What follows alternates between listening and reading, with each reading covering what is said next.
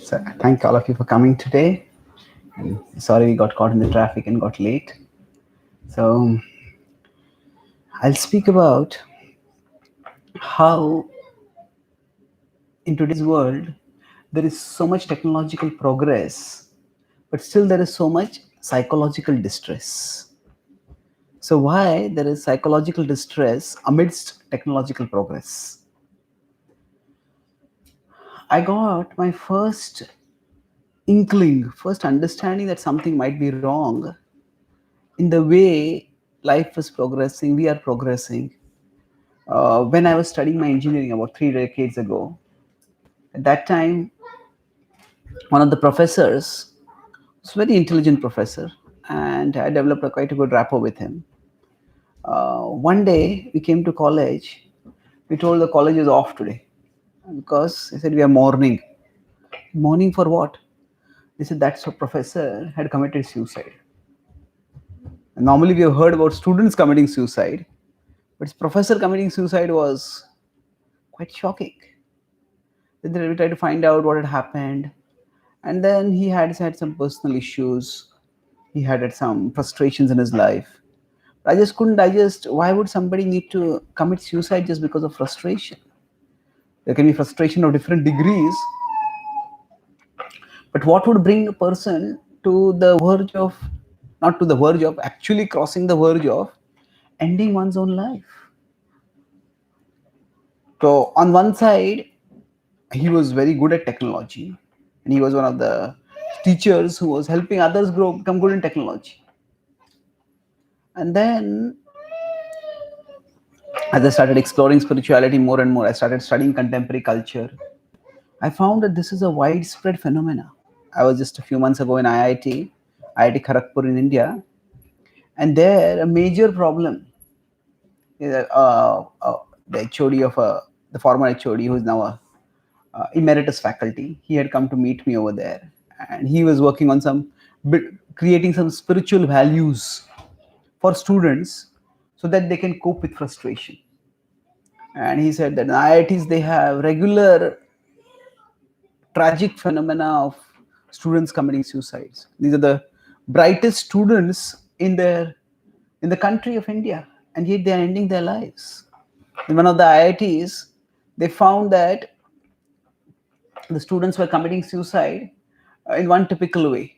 Because they would hang themselves to the fan, and then they would use a stick to turn on the fan.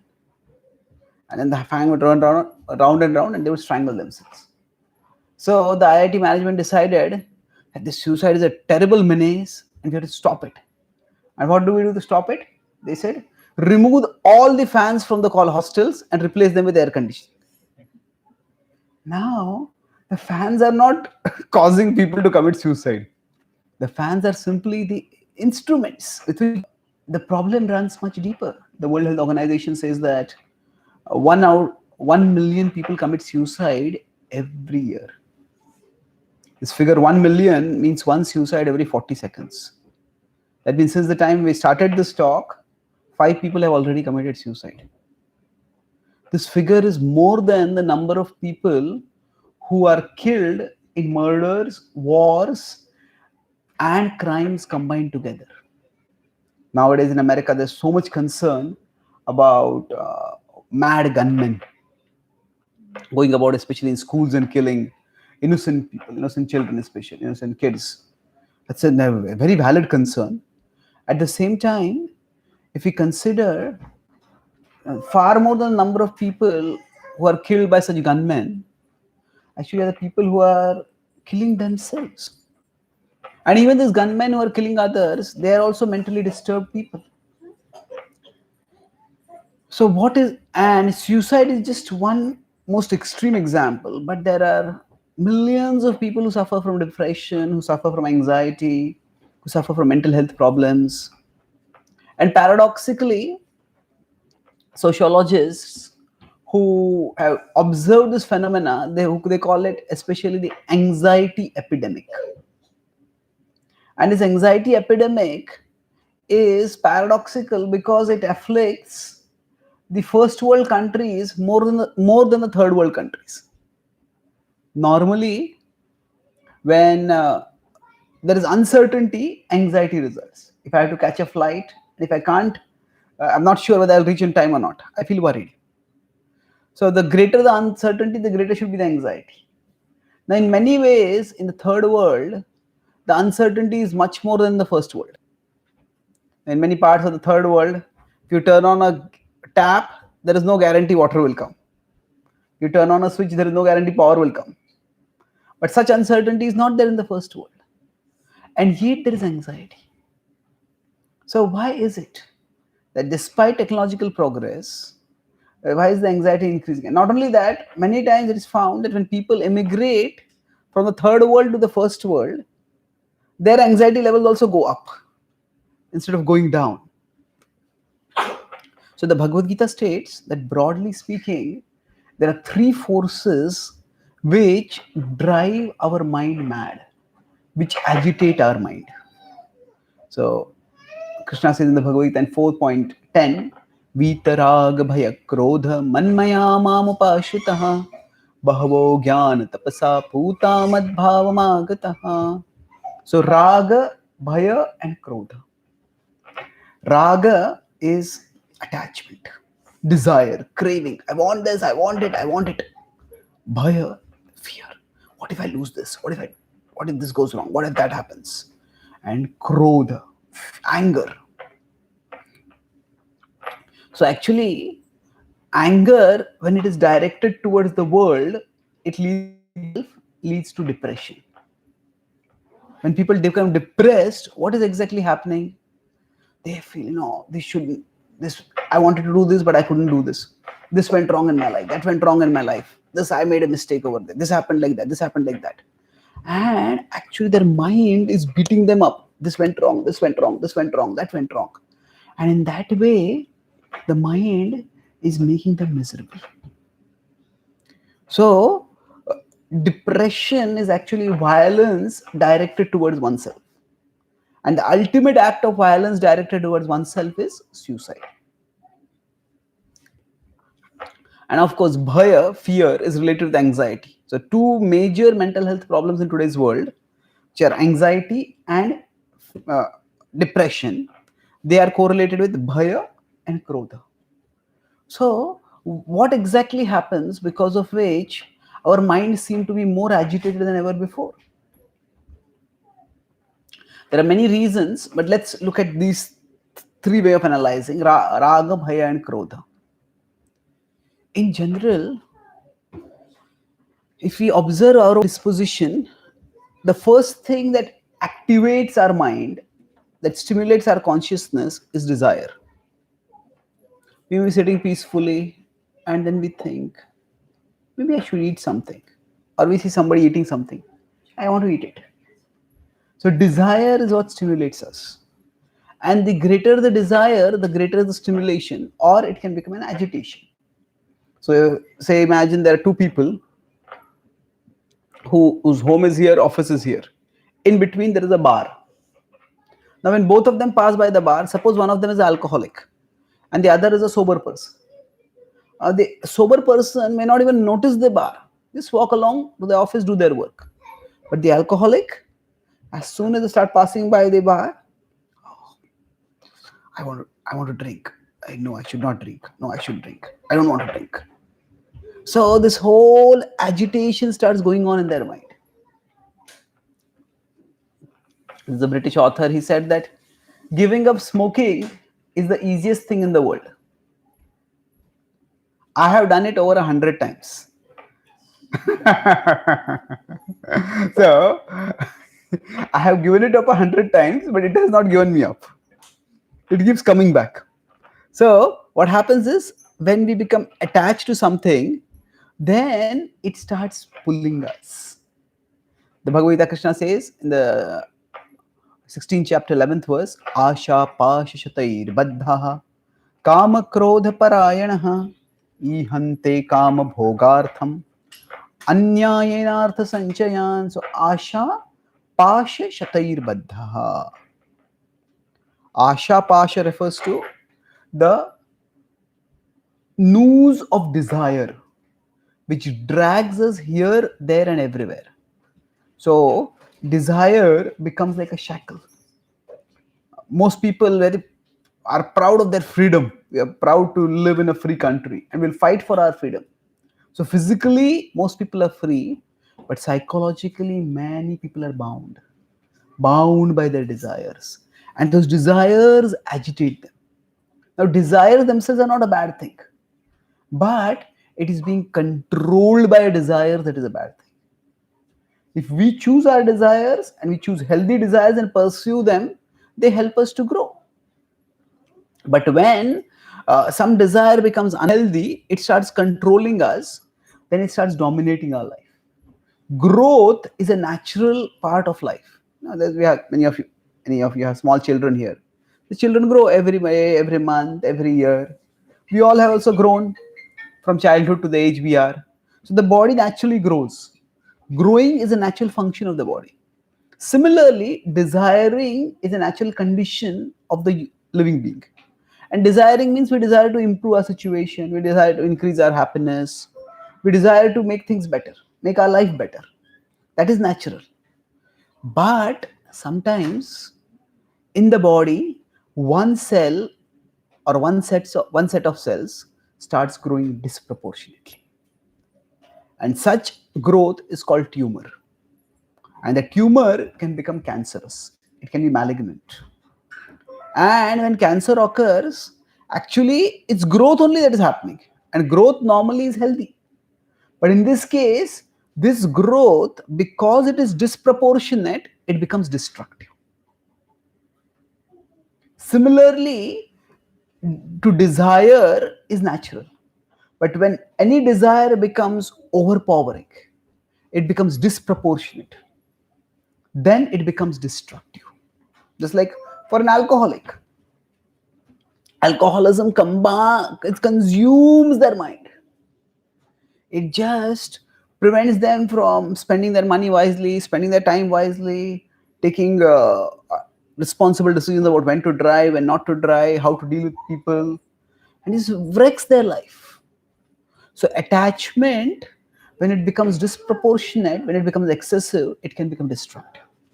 And even if it doesn't become physically destructive, even if say a person who drinks but doesn't doesn't do anything destructive, it agitates the mind. Some people say drink but don't become drunk. That's like saying go to the edge of a cliff, look down the cliff but don't fall down. Well, why go to the edge of the cliff in the first place? If you go to the edge of the cliff and you slip, you will fall down. If you go to the edge of a cliff and a sudden gust of wind comes, you'll fall down. So the agitation of the mind is an inevitable result when the desire or the attachment becomes disproportionate. So on one side, in today's world, we have more comforts than what people in the past had. In fact, in many comforts which people in the past could not even imagine, they are available to people today. Air conditioning is one example. Mobile communication, airplane communication. All this is something which our world is filled with. And although we have comforts that were unavailable for people even a few centuries ago, still we have more distress than in the past. So people are, we can say, comfortably distressed, comfortably unhappy. We live in AC, so we don't sweat because we are in the sun. We live in AC, but we sweat because of stress. Now, what is happening? Why is this agitation is there? Because the attachment has increased. How has the attachment increased? At one level, in the world we live today, we are exposed to an unlimited variety of desire stimulating impressions. In the past, if people had some desires, okay, somebody might live in a village or in a town, they'd look at other people, oh, this person has got this person has got that, I also want to get that. But now, if you want to compare, we compare with the whole world. Through the advertising industry, We look at the whole world. Oh, this person has got this, this person has got this, this person has got this. So I was at a conference in New Jersey. So I was at a mental health care center where there was a conference going on uh, teen suicides. And there, the cause of depression is one of the most common causes for suicide. So what are the cause of depression? So one of the presenters there was telling that one of the surest ways to get a young girl depressed is to have her look at a fashion magazine. As soon as I start looking at a fashion magazine, oh, this person looks so good, this person looks so good, this person looks good. I don't look so good. Now, actually speaking, if we meet those people in real life, they don't look that good. They first have physical makeup and then they have digital makeup. And so what happens when we compare with the whole world or with a doctored picture of the world, then we feel that whatever I have is never enough. Whether it is my looks, whether it is my wealth, whether it is my possessions, I feel that what I am not good enough, what I have is not good enough. And in many ways, much of today's economy runs based on consumer dissatisfaction, customer dissatisfaction. Because see, there are the necessities. Nobody has to advertise rice or vegetables or staple items, because those people are going to buy anyway. But advertisements are meant for creating desires in people. And how do we create desires? By making people feel bad about what they have and making them believe that if you get this, you will feel good.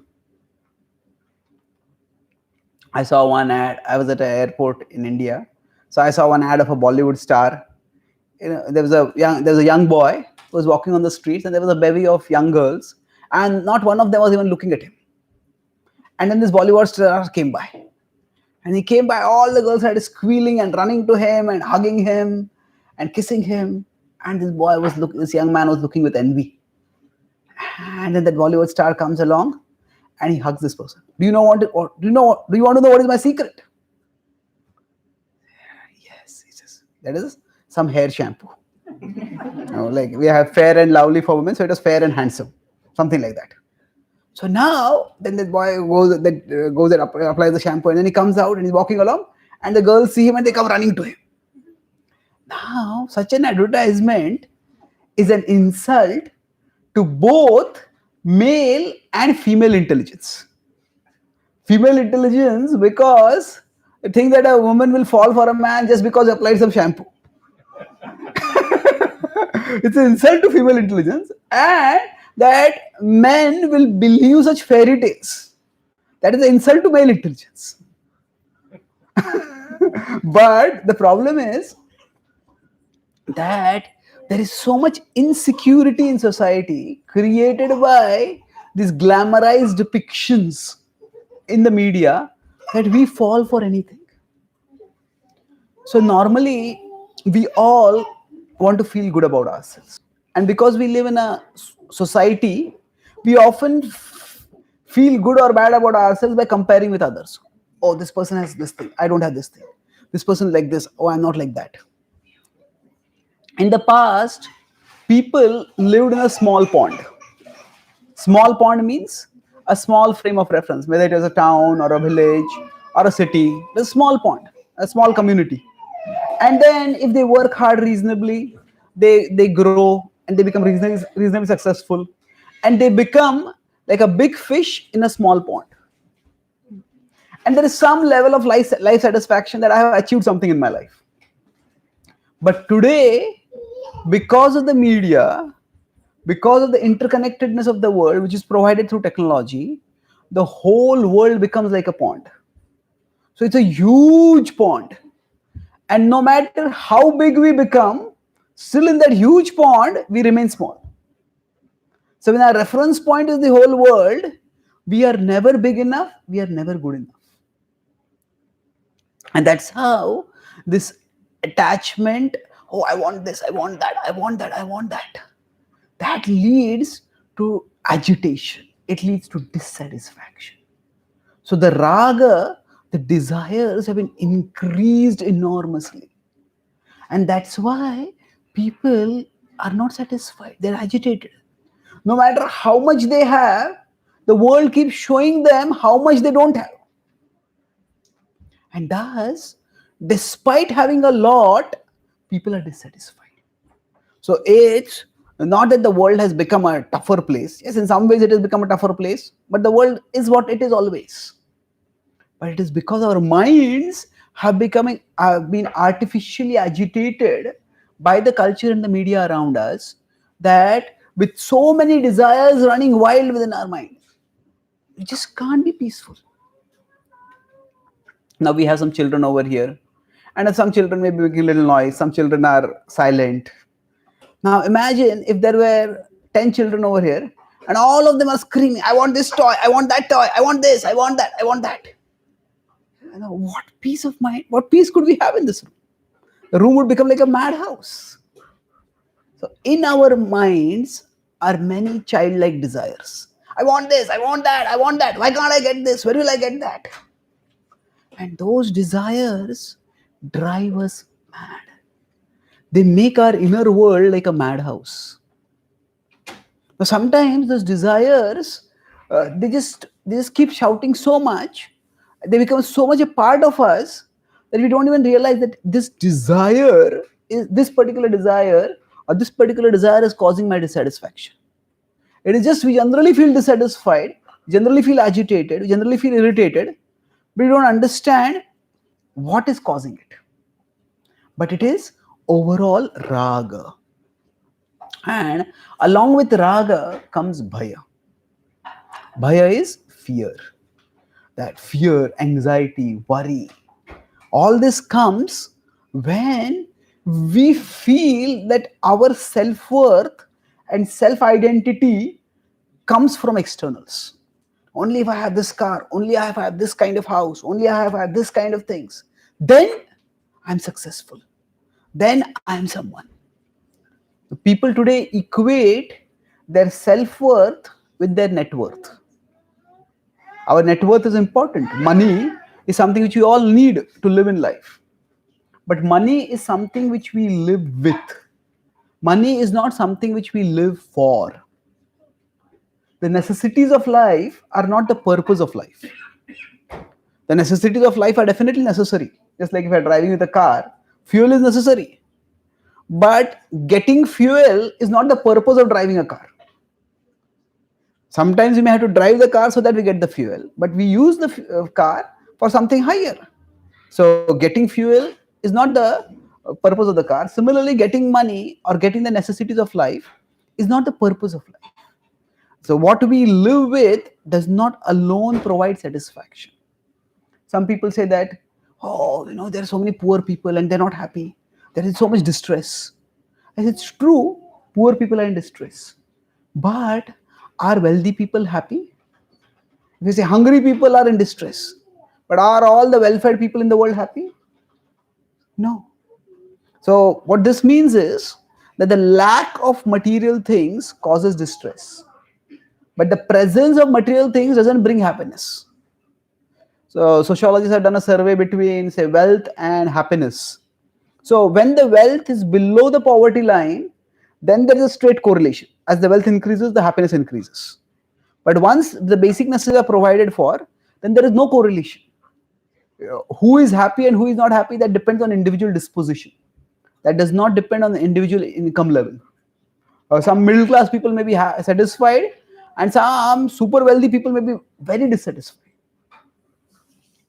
So that is determined by the way our mind is. If our mind is conditioned to look at the things we don't have, that will cause dissatisfaction, no matter how much we have. And if we are too invested in externals, then that will cause anxiety. Oh, this will go wrong, that will go wrong, that will go wrong, that will go wrong. And the more we are dependent on externals, the more we become agitated when the threat of losing those externals comes up. Of course, there are many things in life which can go wrong, and a part of intelligence is preparing for the things and they go wrong. But is there a difference between preparing for the future and worrying about the future? If we consider, say, our mind to be like an inner screen, let's do a simple thought experiment. So wherever you are, you can sit comfortably and you can close your eyes and you can take 3 deep breaths with me.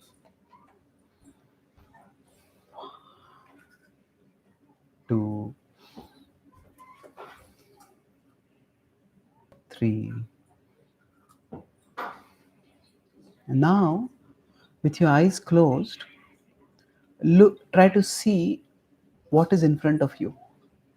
You can't see physically what is in front of you, but there is some kind of screen inside you on which you may see various things. You may see your home, your car, your family members, your office, your phone, or you may see just a dull haze of colors. Whatever it is that particularly you see, there is a screen on which you see it. Now try to take a step back and look at who is looking at that inner screen.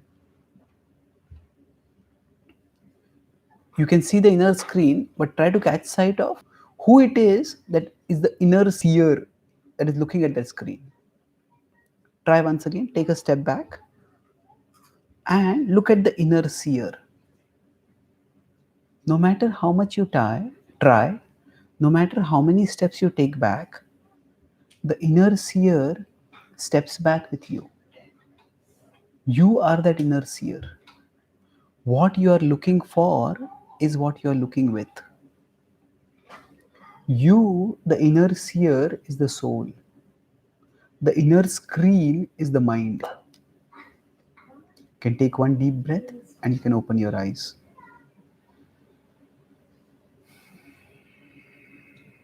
Thank you. So, the inner seer, the inner screen, and the outer scene, they all three have to be normally in a straight line. Then perception occurs. If the inner screen starts showing something else, then we don't see properly. We all have heard about the absent-minded professor. He puts his spectacles on top of his head. I thought, where are my specs? Where are my glasses? Where are my glasses? Where are my glasses? So, how many of you have this experience that sometimes something is right in front of us, but we keep searching for it? Where is it? Where is it? Where is it? Is it? You have that experience? Especially when I'm traveling, I'm packing up my bag last moment. I always have this mess of something is right there, but you can't find it. Why? Because the mind is somewhere else. So basically, the inner screen can go off in various directions. So when the inner screen starts looking at, oh, this person has this person has that, this person has that, this person has that, then it causes dissatisfaction. And that is one form of agitation that is caused by raga. When the inner screen starts thinking, oh, this will go wrong, that will go wrong, that will go wrong, that will go wrong, the inner screen is going to the future and painting a horror movie. That causes anxiety. And when the inner screen starts looking at everything that has gone wrong in the past, this went wrong, that went wrong, that went wrong, it starts getting into anger. This person did like this, that person did like that. And then that anger, as I said, when directed towards oneself, becomes depression. Can lead to self-destruction, suicide also. So now, we, with our modern technology, have worked a lot to improve the outer scene. Get a better house, get a better car, get better facilities in our house. But we have not taken much care to monitor what appears on the inner screen. And on the inner screen, because of these three forces, raga, bhaya, and krodha, attachment, fear, and anger, lot of negative images keep coming. And that's why we stay dissatisfied, we stay agitated, no matter how many things we get in our life. If we want satisfaction, getting more possessions will not lead to satisfaction. If we want peace, and just getting more and more things will not necessarily lead to peace. Because whatever things we have, our peace, our joy will be dependent on the thoughts that we have.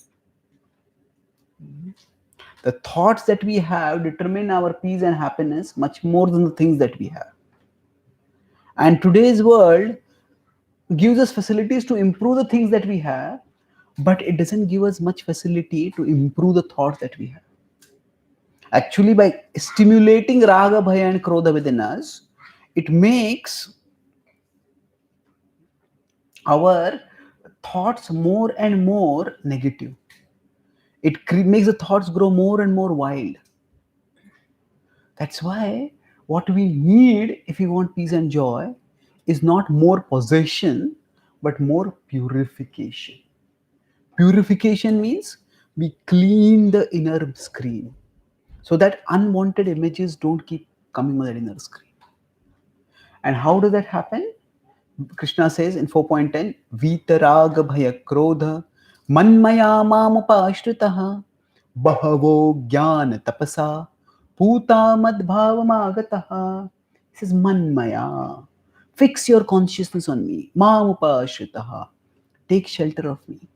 And in the past, many bahavo jnana tapasa. By the austerity of acquiring knowledge, jnana tapasa, Puta, they have become purified. Madbhavama gataha. They have attained bhav like me. That means they become peaceful, they have become joyful, they have attained a spiritual state of consciousness. So, Puta, we need purification.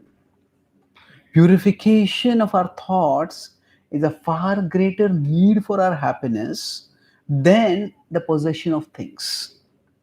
Just like earlier, I gave the example of alcoholic. An alcoholic may think, "Oh, I don't have this bottle. If I just get one more drink, I'll feel peaceful."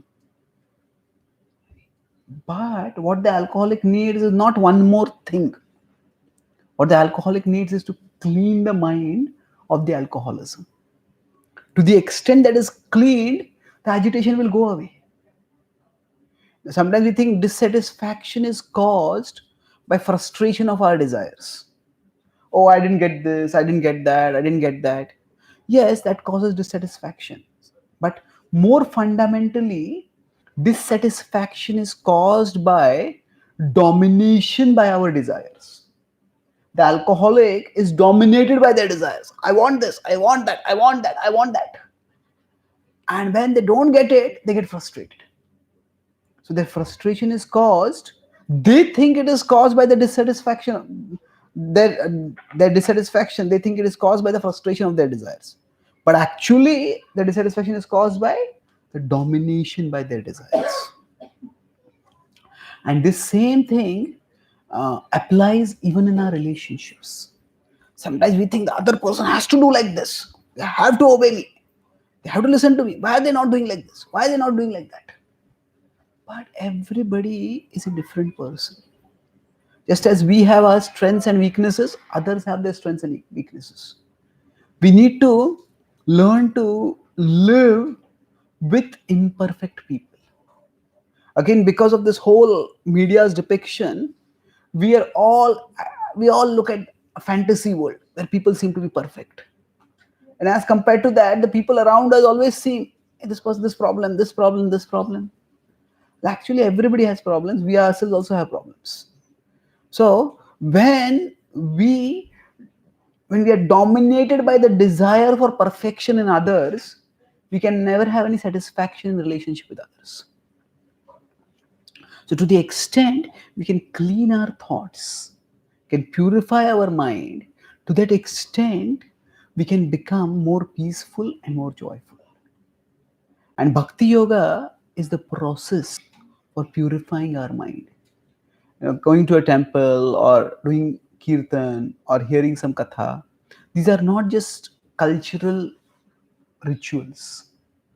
They are actually transformative spiritual practices.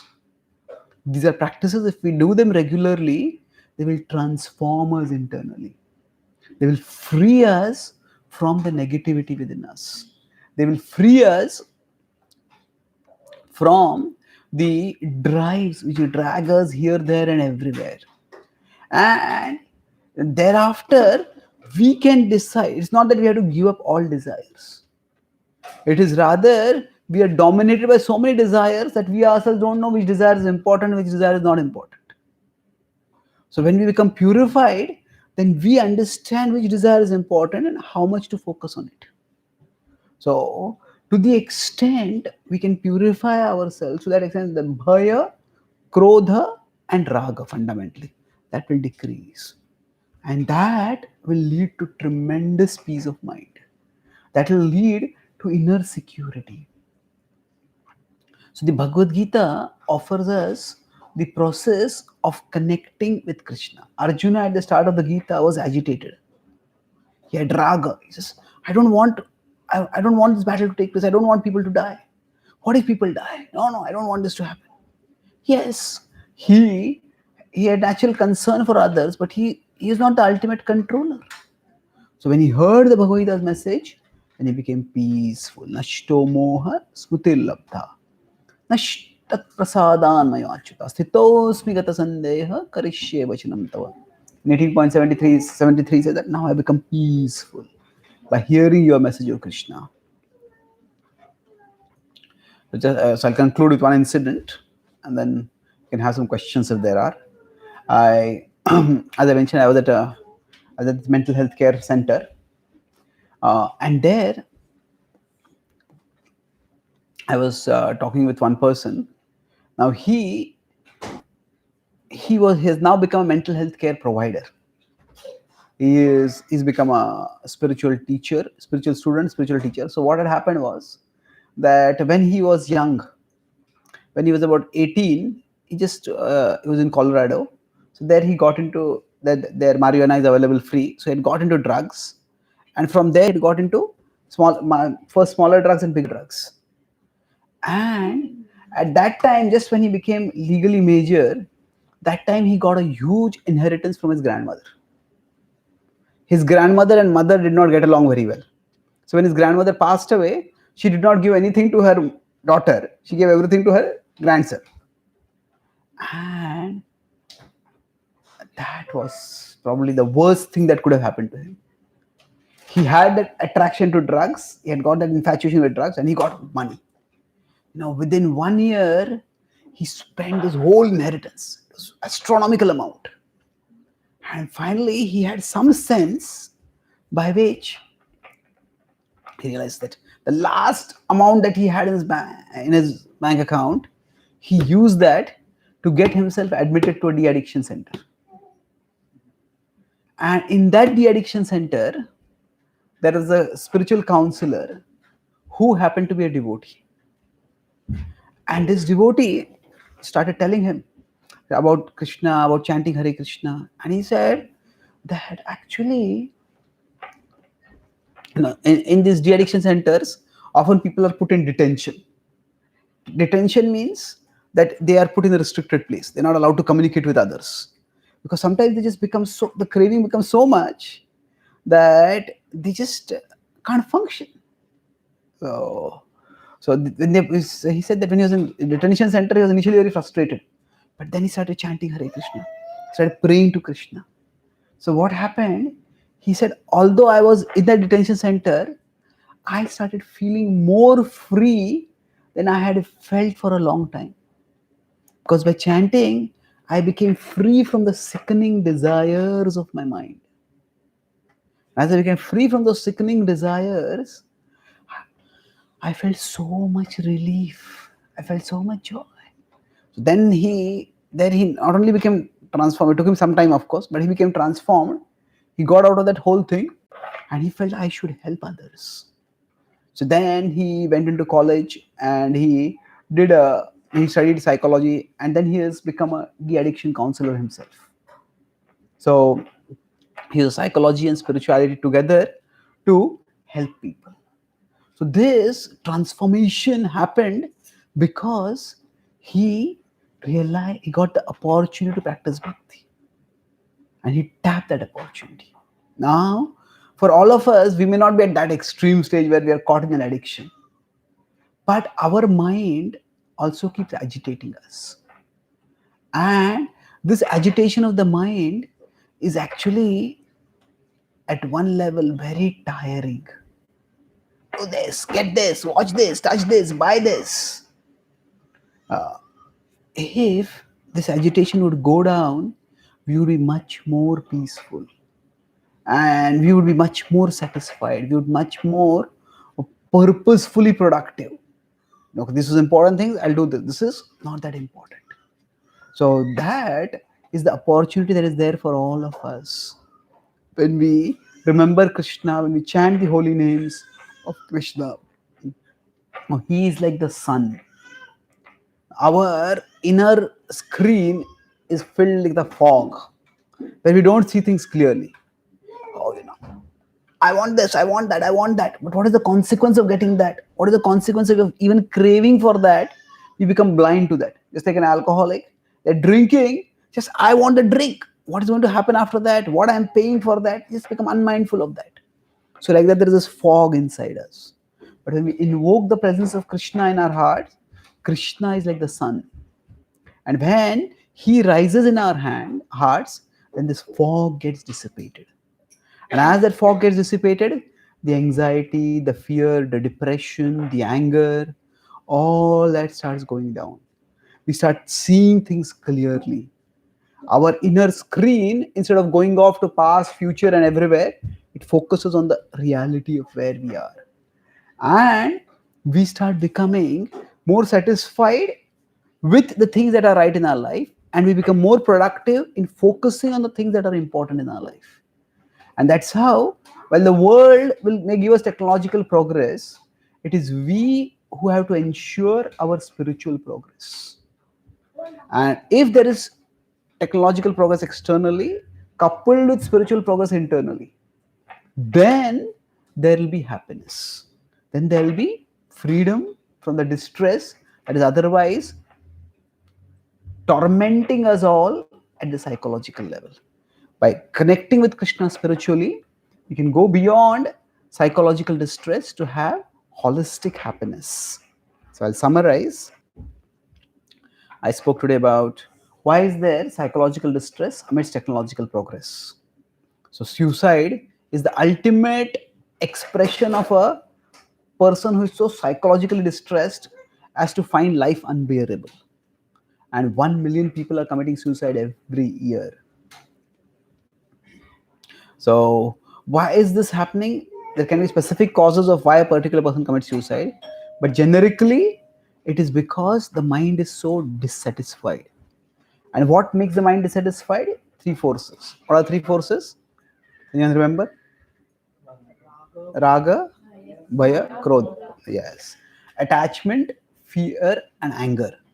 So I talked about how technology on one side has made things comfortable for us, but technology has also expanded our world so that we can see who has in everywhere in the world.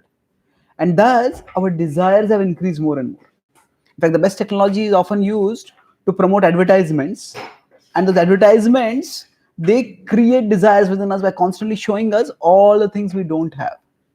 So whereas in the past we lived in a small pond, and if you became a big fish in a small pond, we would be satisfied. Now when the whole world is the pond, no matter how big we become, we still feel small and we still feel dissatisfied. And just as a alcoholic gets agitated on seeing alcohol and just can't have peace of mind, similarly our desires keep us agitated. And we get so fixated with those desires that we start thinking the externals are the basis of our self-worth and self-identity. And then when we start feeling the loss of externals, that causes enormous anxiety. So the more the attachment to externals, the more the anxiety when the externals are threatened.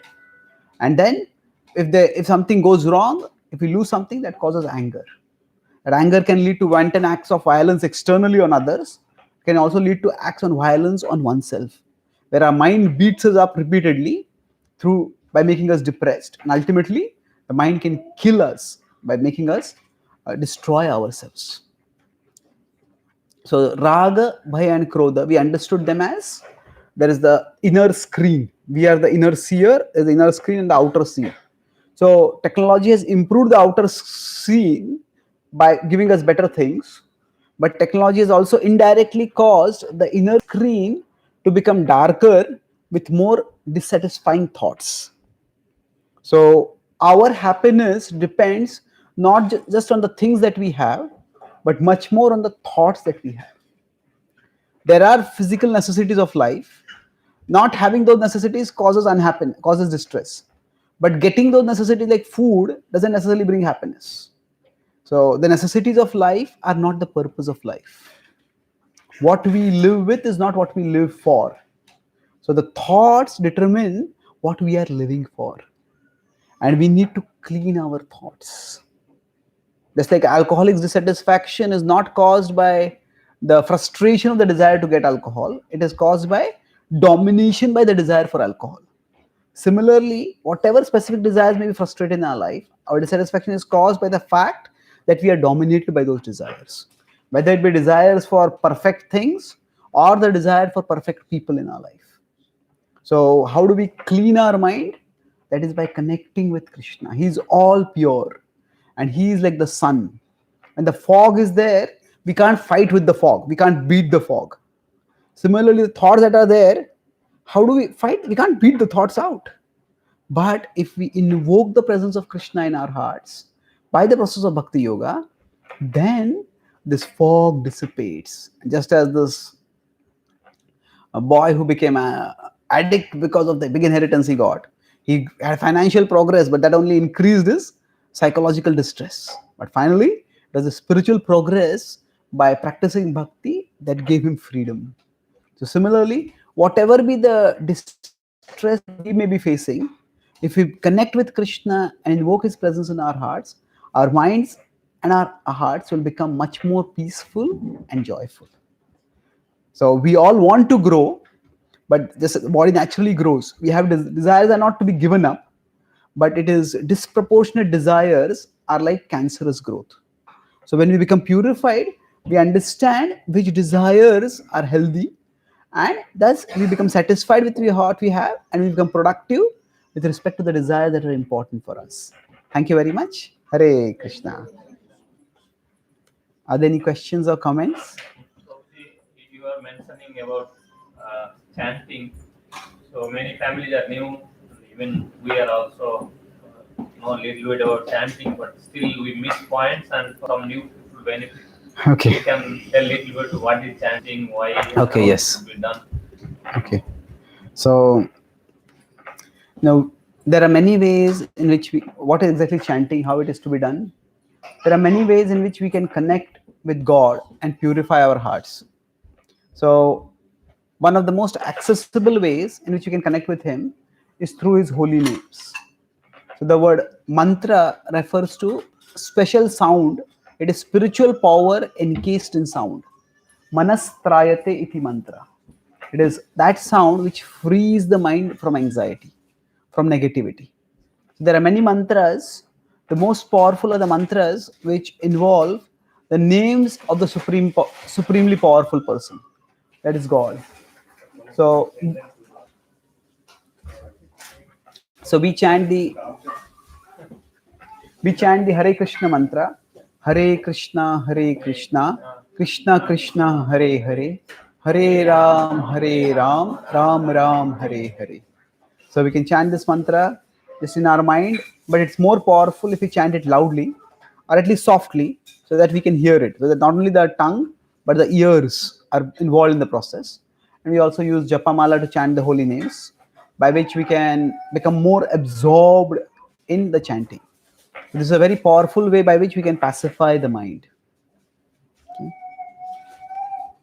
Any other questions or comments? Yes. Prabhuji, in our day-to-day life, we always, wherever we are, we always have thinking about, okay, this has to be this way, but it's not like this way. Like either at work or, possible, or even in family, like you said, you mentioned about perfect things and perfect people, right?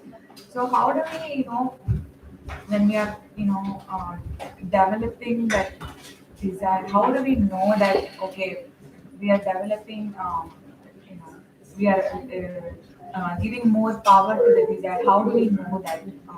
Is there any indication? Okay, it's a good question. So if uh, we all want things to work out in a particular way, and when they don't work out, we get agitated. So how can we know when the desire is becoming too powerful? When we are trying too much to control things or get things our way? Of course, we all need some level of control. So, if you're parents, we want to train our children a particular way. If you're working at a job, we have to meet deadlines. We are at home, we have to have some level of order at our home. So, some amount of order is essential. And controlling situations is important, but controlling our disposition is even more important. If in trying to control the situation, our disposition is becoming wildly out of control, that means I have to take a step back. I have to evaluate. Like, we all need a certain level of control, but sometimes the situation may be more complex than what we thought. Then we may have to adapt. Say, for example, if I try to lift a weight, if I have to travel somewhere, I have to carry a bag. Now, I normally can lift the weight, but suddenly if I find that, hey, this bag is becoming too heavy, then if I try to lift it, I'll break my hand. I'll break my hand. So then, okay, I have to make some new plan. What do I do? Maybe I have to get someone to help me to carry this bag, or I have to remove something from this bag. Hmm? Or I have to get some things transported in some other way, not through this bag. Maybe use some other bag which can be dragged along. Basically, when we realize that something is bigger than what we can manage, then we have these three options. Either we get someone to help us to do it, or we decide I will do it only partially now, and get others to do it in some other way, or there's no need to do it. I'll do what I can in this situation. So basically, sometimes when in certain situations we find we think this is simple bag to lift, but then it turns out to be much more complex, much more complex. So at that time, we have to take a step back and evaluate what exactly is happening over here. So if, just as normally, if a bag is too heavy, we will not go about lifting the bag. We'll, okay, put it down. But unfortunately, when some things are going out of control, still we try to use those same control strategies which have not worked in the past. Like, I told someone do something and they're not doing it, I keep telling them again and again and again, and they just feel that you are nagging me, and they just become closed off after that. Now, it may be important for us to get that thing done, but how to do it, we may have to take a step back. So, broadly speaking, whenever we face a difficult situation, we have three alternatives. I call them as tolerate, mitigate, or emigrate. If the weather is very cold at a particular place, what do? I tolerate it. This is the place where I'm living. This is the place where my home is, my job is. I have to stay here. I just learn to tolerate it. If I can't, then I have to make sure that I have a lot of warm clothes. I have good heating in my home, in my office, in my car, so that I mitigate it. Or if that doesn't work, then I have to go to some other place, immigrate. So similarly for us, when a difficult situation comes up and some things are going out of control, then tolerate. Okay, I thought this was simple, but this is not working out. Let me just take a step, tolerate it. Let's see how it works out. I did my part in it. Let me leave it at that. Mitigate means, oh, but I have to get this done. So then if I alone can't do it, let me get somebody else's help and then get it done. Or immigrate means, I don't want to get involved in this. Now, if we say take up a new project, we are exploring a new relationship, we are doing something new, find it's just becoming too complicated. Say, I have more important things to do in my life. I don't want to get bogged down by this. So we move out. So basically, we don't have to make it into a issue of personal success or failure. Sometimes we become so invested in something that if it doesn't work out right, I think, oh, I'm a failure.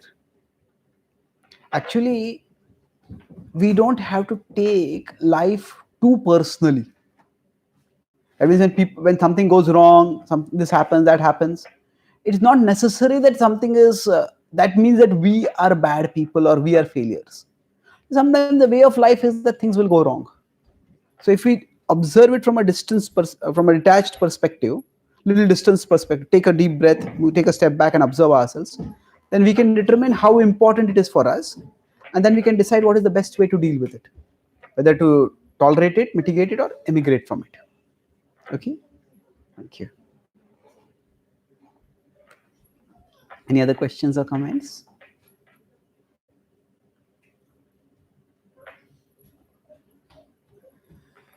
I have a question. Yeah, maybe those of you, how many of you are coming for the first time for a spiritual program like this? Raise your hand, please. Okay.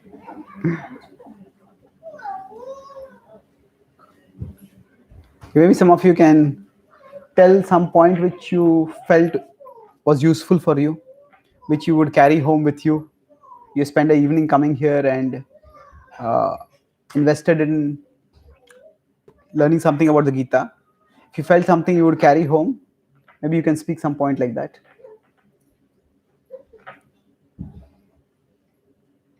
Yes, please. One point that really stuck to me is learn to be with imperfect people or imperfect environment or imperfect surroundings or imperfect whole world.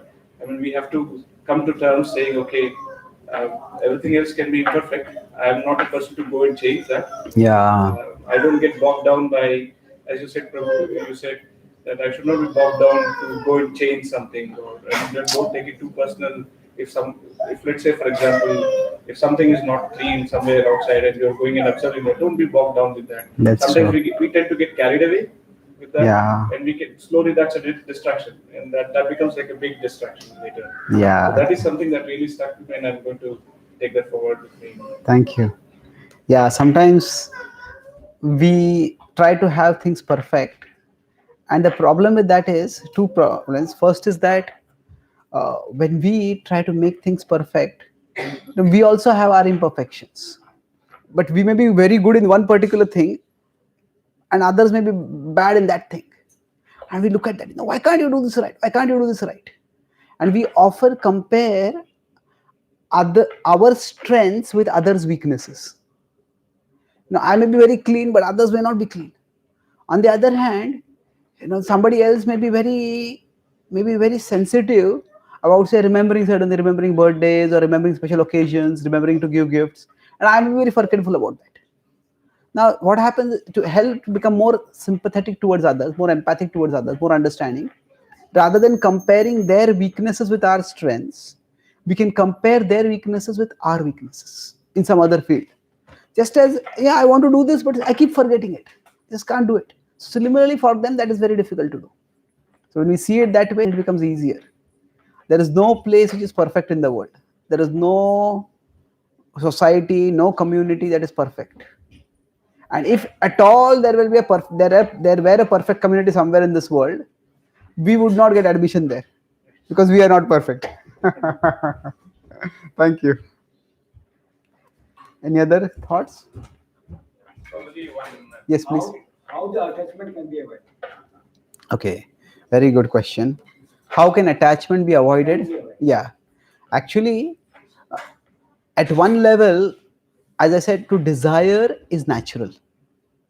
So, and desire, as it goes steadily, it becomes attachment.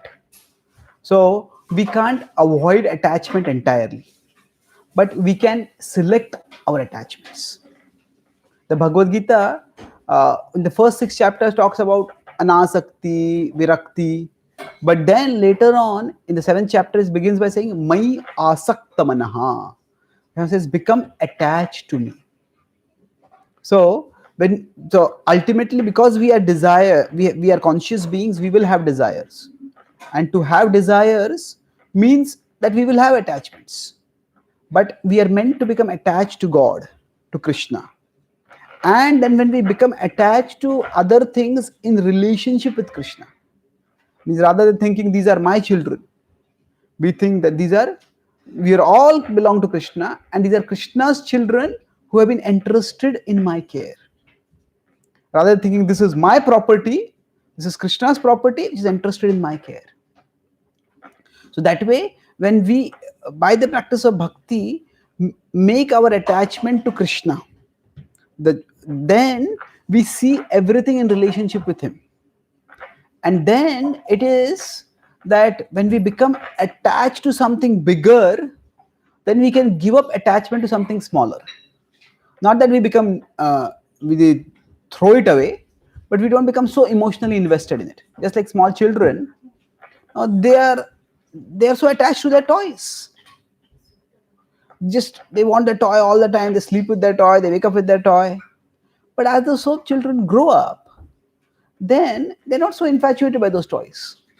They have their studies, they have their career, they have their friends. So by the process of growth, they outgrow those attachments. Because now they recognize that the life world is much bigger, and there are bigger things to do in life, and they have bigger attachments. Unfortunately, nowadays, some kids don't grow up only. They go into teenage, they become adults, but still they are caught playing video games all their life. So as we grow, it is that we recognize that there are bigger things in life. And then as we recognize there are bigger things in life, our attachment to smaller things falls aside. So similarly, as we grow spiritually, we understand that the biggest reality is Krishna. That I am an eternal part of Krishna. Mamaivamsho jiva loke, jiva bhutah sanatanaha. We are eternal parts of Krishna. So we have a vertical relationship with Krishna, which is eternal. And we have many relationships with others, that's our horizontal relationships. They are also important, but they are temporary. The ideal situation is where the horizontal and vertical relationships work symbiotically. Symbiotically means the vertical relationship strengthens our horizontal relationship, and the horizontal relationship strengthens our vertical relationship.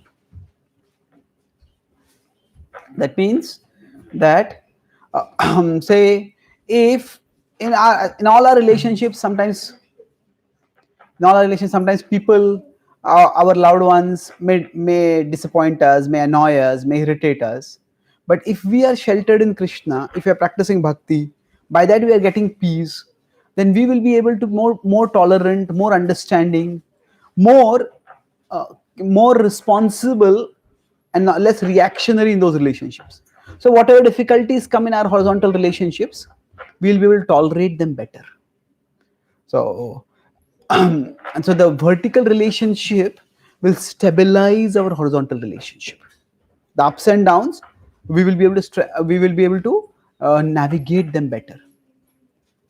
If we understand that I'm eternal servant of Krishna, I'm eternal part of Krishna, that is my primary identity, then we won't become so emotionally dependent on how others are acting. And even if they go through their moods, they go through their ups and downs, we'll tolerate them. And similarly, if our family members, our loved ones are also spiritual, they're also devoted to Krishna, then sometimes we feel not so devotional, our mind goes through various moods. Then at that time we feel down, but they will encourage us to move on. So the vertical relationship stabilizes the horizontal relationships, and the horizontal relationship strengthens the vertical relationship. So basically, the more we become, more we practice bhakti to become attached to Krishna, we start seeing our other attachments in proper perspective. It's not that we reject those things, but that we see them in proper perspective. Okay. Proper perspective means, okay, how important is this? How much control do I have in this situation? How much time, energy, and emotion should I invest in this situation? In this particular thing, we can see it properly. So if we study the Bhagavad-gita and understand our eternal relationship with Krishna and focus on developing that relationship, then we grow spiritually. Children naturally grow biologically. That is just biological growth happens just by nature. But spiritual growth doesn't happen by nature. It happens by nurture. It happens by conscious choice. We have to nurture our spiritual side. Then, as it grows, the more we become attached to Krishna, the less we become dependent on external things. And then we can be affectionate without being attached. See, we don't want to be hard-hearted and uncaring towards the people around us, but we don't want to be emotionally dependent on them. So we can be affectionate without being attached when we develop our attachment to Krishna. Does that answer your question? Thank you. The second question is, can it minimize? Can This attachment can minimize means attachment from anybody or attachment from. Can it be minimized? Can it be minimized if we go to the Krishna? Okay, yes, that's a good question. So if we go towards Krishna, can our attachment be minimized? It depends on what the nature of that attachment is. Some attachments, it is healthy to minimize them. Some attachments, it may be unhealthy to minimize them. So as I said, we see things in proper perspective. That means that if in a particular relationship we have done our responsibility, we have done our part, and still we are becoming over controlling, over dominating, then it is better to be a little distant, be a little detached. So attachment to Krishna will naturally bring detachment when the detachment is healthy. So after all, when we become attached to someone or something, why do we become attached? Because we want something in that. We want something and we're getting something from it. We're getting some pleasure, some shelter, some peace, some joy. But when we connect with Krishna, bhakti pareshanubhava viraktir anyatra cha. The process of bhakti gives us para isha anubhav, experience of that divine who cannot be experienced by any other means. So and then what happens by that? Viraktir anyatra cha. We become detached from other things. So we don't become so dependent on those things. Yes, so detachment in a healthy way comes by the practice of bhakti yoga. And detachment is not irresponsibility. Irresponsibility means we don't do our part. Detachment means we do our part and then we let go. It's like if a student, if a child is there and the exam is coming, and mother says, study for the exam. He says, no, I'm detached. That is not detachment. That is irresponsibility. But if one has appeared for an exam, done one's studies properly, and then one is worrying, what will happen in this exam? What will happen in this exam? What will happen in this exam? Be detached. You've done your part now, let go. So similarly, in our relationships, we have various relationships. When our children are small, at that time, we are responsible. We have to mold their character. We have to give the right samskaras for them. We have to help them grow into becoming good citizens. But as they grow up, they become their own persons. They have become adults. They are going to make their own choices. At that time, we have to give them freedom. They're detached. So bhakti helps us see things in the proper perspective, and that's how we can become detached in a healthy way by the practice of bhakti. Okay. Thank you. So, any other thoughts? Maybe one more reflection. Anyone has anything there? So, Prabhuji, this is not a question. We want to hear from your experience. How you see the world, or what benefits of having come to Krishna consciousness? What we are losing being in this mental world. Obviously, you are in the part of the mental world. Okay. So, how do you see? What benefits say I have got or I have experienced by practicing bhakti or sharing bhakti? I have written a whole book about it. I have not yet published it. It's going to be published in the next 6 months. But anyway, I'll tell two main points. When I was in my college, at that time, I was a part of a social welfare organization. So there, I had a lot of faith in the power of education. So I used to go to the nearby slums and I used to offer free tuitions to the slum children, in English, maths, history, like that. And I found that most of these children, they came from dysfunctional families. The fathers were alcoholics, and I found the fathers were not bad people. When I would meet them, they would be nice people. They would be grateful that I'm coming and teaching the children. But then the kids would say that when they would drink alcohol, they become like a different person, and there would be domestic violence at their homes. So I talked with the leaders of that organization, and then we decided to diversify into helping people become free from alcohol. And we worked quite hard. One of my friends, I used to go to nearby slums. One of my friends used to go to a nearby small village, and that whole village, a very small village, but it became free from alcohol, and we considered it a big success. But then one day, this friend came back from that village, and he looked shattered. I said, "What happened?" He said there had been the local municipality elections, and a political candidate, in order to get votes, had brought 3 truckloads of free liquor for everyone. And not only the fathers, but even their sons had drunk. So at that time, I started thinking that we might give people knowledge. My hope was that education will open the door to healthier choices for people. But it struck me that it is not just that outer doors need to be opened for people to make healthier choices. Some inner doors need to be opened also. Sometimes even when people have the options to make healthier choices in terms of career and growth, but something internal sabotages them. So what was that? Somehow, as I was asking this question, at that time a friend gave me the Bhagavad-gita.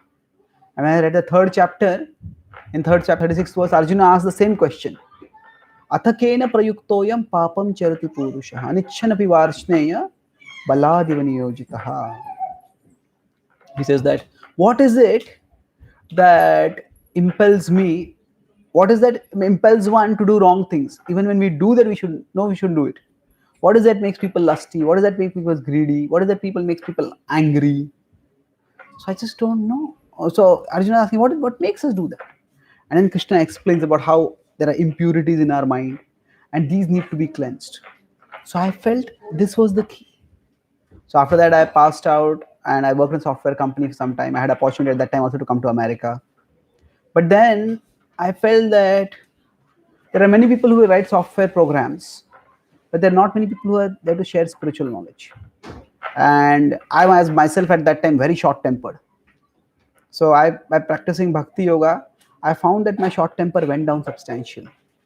So I felt that I could contribute to society much more by sharing the Gita's knowledge than by writing software programs. So that's what I started.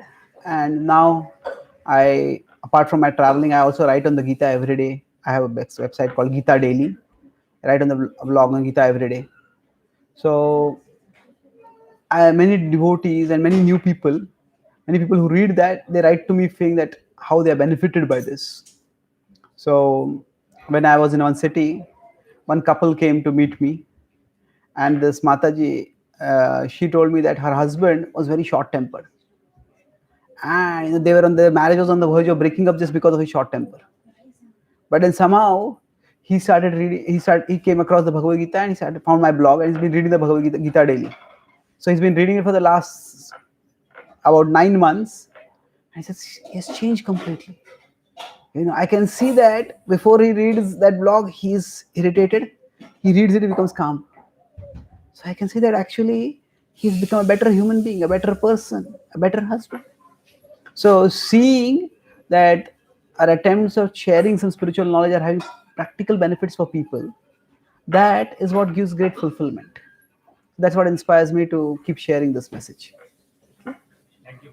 So thank you very much. Shri Krishna Bhagavan ki, Srila Prabhupada ki, Srimad Bhagavad-gita ki, Gaur Premanande. So let us thank Prabhuji by 3 times loudly chanting. Hare Krishna. Hare Krishna.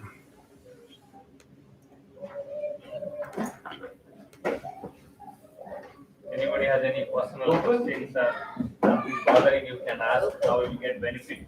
If you stay away, nothing happens. If you want to utilize your time, this time will not come. So you can personally ask something what you have. Students are always open-minded. So you can ask. But I'm talking about new families, those who have any questions. Like Prabhuji asked, where is Prabhuji? Where is your son-in-law? He asked a valid question. I was going to tell, sit outside, too far from massage seat. Mother-in-law. Mm. So, yeah, so you can go ahead and ask. You have any- So we have we have a few books here. Yeah. Because you want, this is Gita for daily enrichment, 365 reflection of the Bhagavad-gita. Each is one page, 300 words. So you can read in a few minutes every day, Sit there, sit there. and you can get a practical application of the Gita in a very accessible way. This is especially if you have some common question about spirituality. Now, is there any proof of the soul's existence? Is there any evidence for God's existence? If God created everything, then who created God? Questions like this are answered in this book. Do you have mind it? This is the searching eye. It talks about how the Gita's knowledge can address issues in world today: corruption, sexual violence, terrorism. Answers to those questions are given through essays in this book. This mind it. This is very related with what we're discussing today. That how the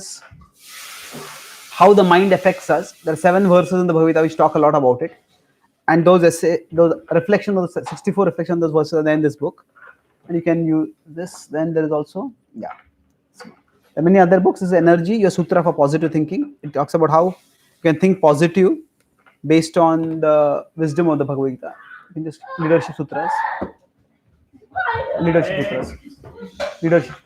that one. So for those who work in corporate audiences, how is the Bhagavad Gita's knowledge applicable in today's world? This is described in leadership sutras from Bhagavad Gita. Science and spirituality. This one, science and spirituality. Yeah, we all live in an age of science. So how is spirituality relevant in the scientific age? Can spirituality be scientific? That's explained in this book. And do we have pen drives also too? Okay. So we also, I think we have some pen drives. Those of you who prefer to hear audio instead of reading. There's one flash drive with around 2,000 question answers, like what we had after the class today. Another flash drive with around 2,000 5-minute meditations in the Bhagavad Gita. And a couple of flash drives with about 150 talks, which I have given in my last 2 world tours in companies, colleges, and other places. So, and as I mentioned, there are also, if you want to online access, there is a website called gitadaily.com where I write every day on the Gita. A small 300-word article. There's also audio and a video. You can use that. You can freely subscribe for that, and you can get some spiritual connection by that. Thank you very much. Hare Krishna. Hare.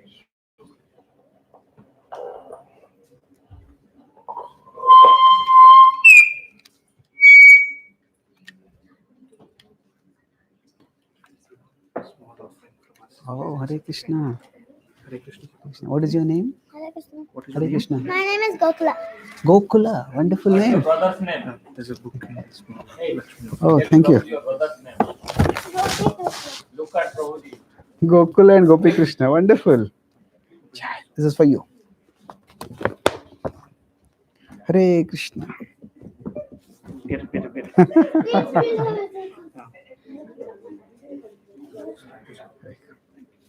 Do we have this? Thank you. Hare Krishna. Okay.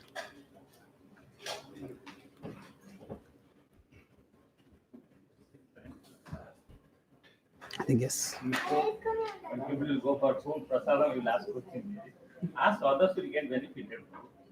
But people are shy, they're closed. At least people are open for some time.